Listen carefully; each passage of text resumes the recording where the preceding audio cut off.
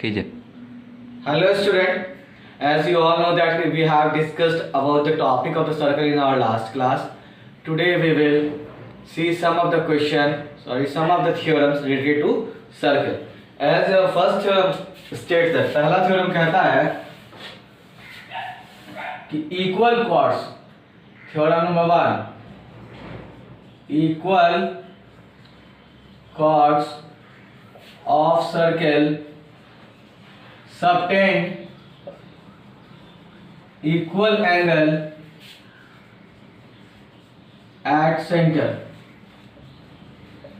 यानी सर्कल का दो इक्वल कॉर्ड्स है, तो फर्स्ट ऑफ ऑल उसके लिए हमको एक सर्कल चाहिए, हमने बना लिया। ठीक है, इसमें दो इक्वल कॉर्ड्स लेने हैं, तो दो इक्वल कॉर्ड्स ले लेते हैं। मान लो इधर से ये लिया ए बी और ये लिया मान लो इधर से सी डी। ये सर्कल का सेंटर है। ठीक है, तो सर्कल का जो सेंटर है और ये दो कॉर्ड्स इक्वल है, तो ये जो सेंटर पे जो एंगल बनाएगा ये दोनों एंगल आपस में इक्वल होंगे। तो ये मान लो ये एंगल बन रहा है सेंटर पे ओ, तो हमको ये प्रूफ करना है कि angle AOB equal to angle COD होगा। तो प्रूफ करते हैं इसको। तो फर्स्ट ऑफ ऑल उसके लिए हम लोग लिखते हैं गिवन, बताए थे in circle in COR, the circle whose center is O and radius is R, AB and CD are two equal chords, two equal chords, ये दोनों equal chords हैं। ठीक है, to prove, हमको प्रूफ करना है क्या भाई कि AOB equal to angle COD होगा।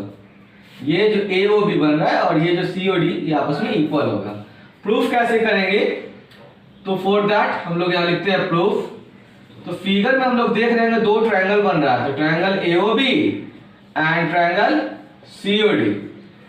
ठीक है, तो भाई एओबी में आपका एबी इक्वल टू सीडी, ये तो बेटा आपको क्वेश्चन में ही दिया हुआ है कि ये दोनों गिवन है, ये एबी और ये सीडी आपस में इक्वल है ना। और ओए की बात करें तो ओए इक्वल टू ओसी हम लोग लिख सकते हैं, क्योंकि ये दोनों रेडियस है। देखो O से A और O से C, ये सर्कल के रेडियस है, सर्कल के रेडियस आपस में इक्वल होते हैं। ओके, उसी तरह से यदि हम लोग OB लेंगे तो OB इक्वल हो जाएगा आपका OD, ये भी आपस में इक्वल है क्योंकि ये दोनों भी रेडियस है। O से B और O से D ये भी रेडियस है, ये भी आपस में क्या इक्वल हो जाएंगे। तो यहाँ पे हम ऑब्जर्व कर पा रहे हैं कि ट्रायंगल AOB में और COD में इस ट्रायंगल के तीनों साइड है कॉरस्पॉन्डिंगली एक दूसरे के इक्वल हो रहे हैं। तो जब भाई इक्वल है तो ट्रायंगल क्या हो जाएगा, देयरफॉर ट्रायंगल एओबी कॉन्ग्रुएंट हो जाएगा ट्रायंगल सीओडी के। जब कॉन्ग्रुएंट हो गया तो भाई किस रूल से हो गया sir, S S S criteria से। ठीक है, और जब कॉन्ग्रुएंट हो गया तो कॉन्ग्रुएंट ट्रायंगल का कॉरस्पॉन्डिंग पार्ट, कॉन्ग्रुएंट ट्रायंगल का कॉरस्पॉन्डिंग पार्ट। आपको सर कॉरस्पॉन्डिंग पार्ट क्या होता है? तो कॉरस्पॉन्डिंग पार्ट का मतलब होता है जो साइड इक्वल है उसके सामने का एंगल, और जो एंगल इक्वल है उसके सामने का साइड आपस में इक्वल होता है। हम लिख देते हैं जिसको हम लोग CPCT बोलते हैं, CPCT। इसका मतलब होता है corresponding part of congruent triangle, congruent triangle. ये कब अप्लाई होता है? ये तभी अप्लाई होगा जब ट्रायंगल कॉन्ग्रुएंट हो जाएगा। तो क्या क्या केस बनता है भाई, क्या बोले कि इक्वल साइड के सामने का एंगल, यानी क्या angle opposite to equal sides are equal, ये और यहां पे लिख दो vice versa and vice versa. Vice versa का मतलब क्या हुआ, यानी साइड इक्वल है तो एंगल इक्वल होगा, और यदि एंगल इक्वल है तो साइड इक्वल होगा। तो यहां देखो हमको प्रूफ करना है एओबी और सीओडी। तो भाई एबी और सीडी यहां पहले से मेरा यहां पे बराबर है, एबी और सीडी पहले से बराबर है। तो एबी के सामने, इस एबी के सामने ये एंगल फॉर्म कर रहा है, और एबी किसके इक्वल था, सीडी के।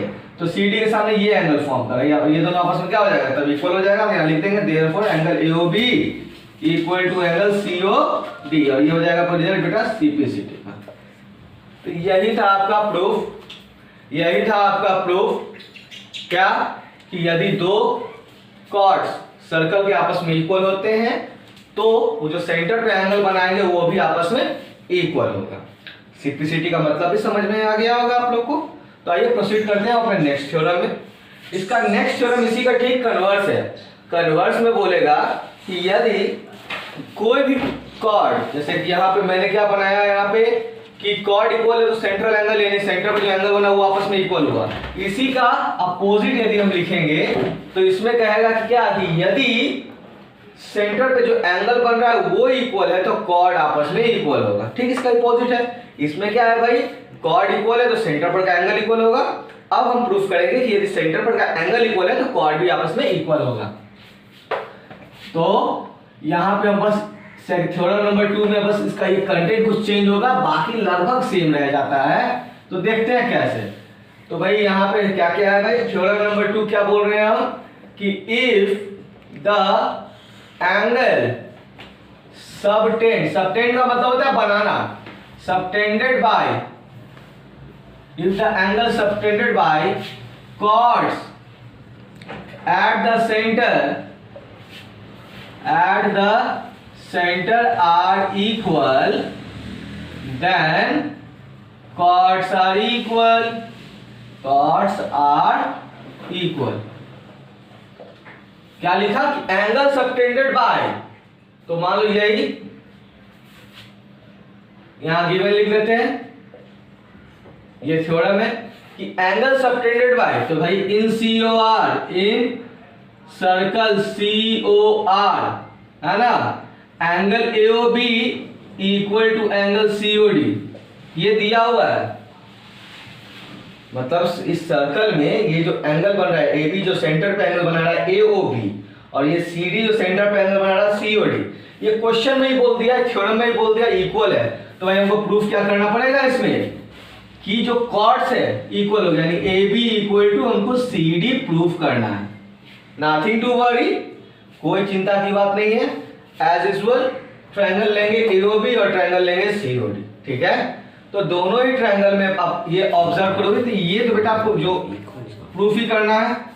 तो यहाँ पे हम दोनों ट्रायंगल में यहाँ लिख सकते हैं हम लोग बेटा, OC इक्वल टू OB है तो इधर से OA equal to OC equal to R, तो OA बराबर OC रेडियस के बराबर है, और दिया हुआ आपको ये है तो इसको बीच में डाल दो, angle AOB equal to angle COD, ये बेटा आपका गिवन है, ओके।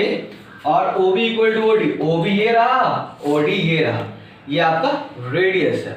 तो क्या ऑब्जर्व हो रहा है, देखो तो बेटा OA OC, तो ये देखो तो OA OC हो गया। फिर AOB और COD, यानी ये जो एंगल है सेंटर पर का, ये आपस में इक्वल है, OB इक्वल टू OD, ये रहा OB और ये रहा OD। तो देखो साइड, ये रहा साइड, ये रहा एंगल और ये रहा साइड, तो ये दोनों ट्रायंगल किस क्राइटेरिया से इसमें कॉन्ग्रुएंट हो जाएंगे, SAS कॉन्ग्रुएंसी क्राइटेरिया के बेसिस पर दोनों ट्रायंगल कॉन्ग्रुएंट हो जाएंगे। और जब ट्रायंगल कॉन्ग्रुएंट हो गया तो सिंप्लिसिटी यानी corresponding part of congruent triangle कैसे अप्लाई होगा, तो जो एंगल इक्वल है उसके सामने का साइड, और जो साइड इक्वल है उसके सामने का एंगल। तो यहाँ पे देखो बेटा, ये एंगल इक्वल था, ये एंगल इसके इक्वल, ये इसके इक्वल, तो इसके ठीक सामने देख लो कौन सा साइड है, AB है, और इसके ठीक सामने का साइड क्या है, CD। यहाँ पे लिख देंगे बस क्या, कि AB इक्वल टू CD, ये रिजल्ट आपका हो जाएगा बेटा सिंप्लिसिटी का। यही तो प्रूफ करना था, कितना इजी है, तो हम लोग इसको इजीली प्रूफ कर सकते हैं। चलो एक छोटा सा और थ्योरम है वो भी हम लोग देख ही लेते हैं। थ्योरम है बेटा आपका अगला, कि the perpendicular drawn from the centre of the circle to a chord bisect the chord. Perpendicular drawn from to a circle bisect the cord.